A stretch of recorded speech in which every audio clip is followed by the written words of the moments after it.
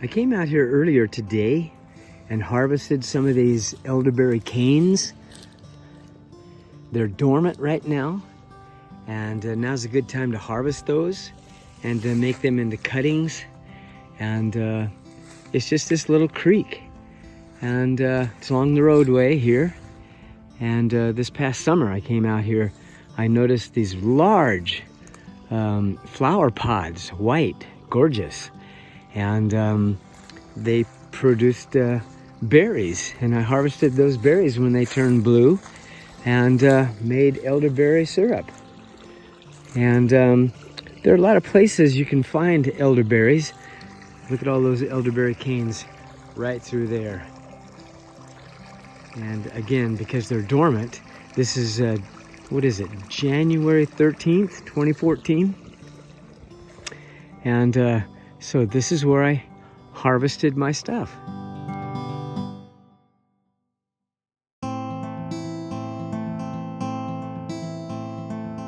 Well, I went out this morning and got these 3 elderberry canes. I have picked elderberries off of these bushes before. They make nice cuttings. So I'm gonna get to work and make some cuttings. So off of 3 canes, elderberry canes, I was able to get 13 cuttings. And the way it works is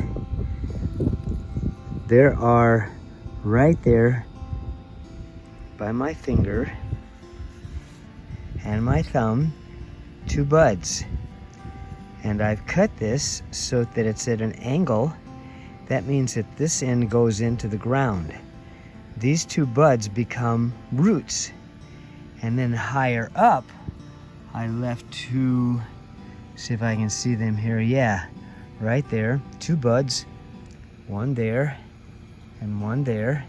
And they will become leaves, and they will become the plant. All I have to do then is to go and shove this down in the dirt halfway between the 2 buds, there and there. So I'll stick it down in the dirt right to about to there.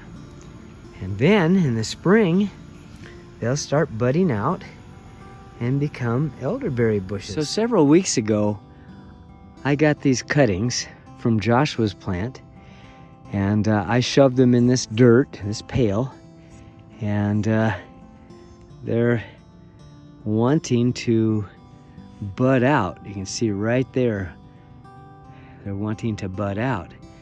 And there's a little tiny bud right there, and it's wanting to bud out too. Now I could shove 4, 5, 6, 7, 8 or more cuttings down in this dirt, and they would root out. And then come spring, I could just take them and replant them. That's another way of doing it. Last spring, I took a cutting like this, and I shoved it into the ground.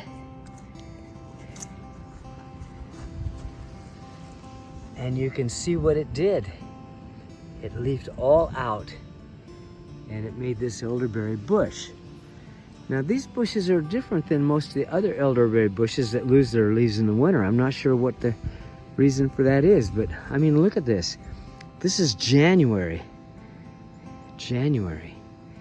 And we've had some very cold, hard frost days, but the leaves are still green, and it's even producing buds. And more buds. And more buds. I don't understand this, but it's growing very, very well. This is from Joshua's stash that he gave me cuttings from. These are more of Joshua's elderberry bushes that I planted last spring, and they've done really well. And of course they haven't dropped their leaves, and that's curious to me. But what I did was I went and got some more cuttings off of Joshua's trees, and you can see right there it's wanting to bud out. And I planted these. I just shoved these in the dirt just a number of weeks ago, and I don't understand. Yeah, oh, look at this one right here. Look at that. budding out. I wouldn't think that they would be budding out until much later in the spring. And this one here too. Yes. Where am I? Yes, right there. I've ordered some cuttings and they should be coming any time now. I've got the soil all prepared. 1, 2, 3. And I'll just shove the cuttings when they arrive. They're wildwood cuttings. Never planted those before. This is all kind of new to me. These are cuttings that I ordered last spring, and they're called Adams 2. And I shoved them in the dirt. And you can see that they started sprouting up right there. And my goodness, look at that little bud coming out right there. See if I can point to him. Right there, that bud. And these little buds coming out all up and down. Yes, Adams 2. I planted 3 of those. The woodchucks chewed up a lot of the tops. And then these are Bob Gordon. And I planted 3 of these. And of course, they drop all their leaves like would be expected. And but this is their this spring will be the first full year. And you can see how well they did from just shoving them into the dirt. Yeah, just shoving them into the dirt. And I can't remember what these are called. It's a different variety, and I did the same thing with them as well. And they drop their leaves, but they're also starting to bud out. And we are expecting temperatures in the teens for a number of days coming up. We're gonna have some really cold weather. Wonder what that's gonna do to these poor guys. We'll find out. And so it's still Saturday, January 13th, and more of the elderberry bushes that I planted look just like this when I shoved them in the dirt last year. And this will be their first full year come this spring in about 4 months. They've done really well, except the deer came along and ate them up. I don't like that. I guess that's how it goes.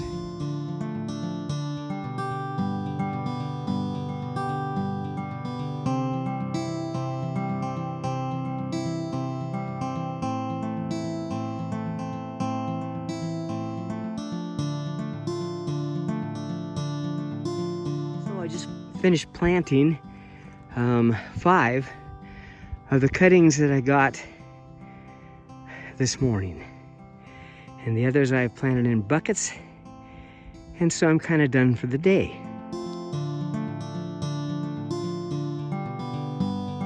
Why have I planted so many of these elderberry cuttings in this thick mulch? Well, it's because this is the poorest soil I have on my property. And anything that I've planted in mulch properly has done very well. And so we'll just see how these elderberry bushes of so many different varieties do. Just an experiment, a fun thing for me to do. Yes, this is an elderberry cutting that I planted last year, one that Joshua gave me. It was just a stick that I stuck in the ground, and it's doing very well. It has not dropped its leaves like all the others, which is typical when it gets real cold. I don't know if these guys ever go dormant. Interesting though. Well, the sun's going down. I had to run out and get a picture of where I had harvested those elderberry dormant plants, and now it's starting to get where it's going to be dark shortly. But Vicki and I have had a bad case of the flu and pneumonia for the last couple of weeks. Not gonna make it to church tomorrow. Still coughing a lot, her and I, but my way of dealing with this now that I'm feeling better is to go out and hunt for elderberries to be able to make cuttings and put them up, and that gives me energy, and I really enjoy this process. Just stuck them in the ground. That's all I did. and they will root eventually, and they will also produce leaves and berries, and this is one way to do it. And just an indoor experiment. This is January. Not sure what's going to happen with this guy, but I've got my date, the place where I found it, this elderberry, and so this cutting, we'll just see what happens with it. By the way, I like my cuttings to be at least as wide as my thumb. They seem to grow bigger, faster in the spring than the small cuttings.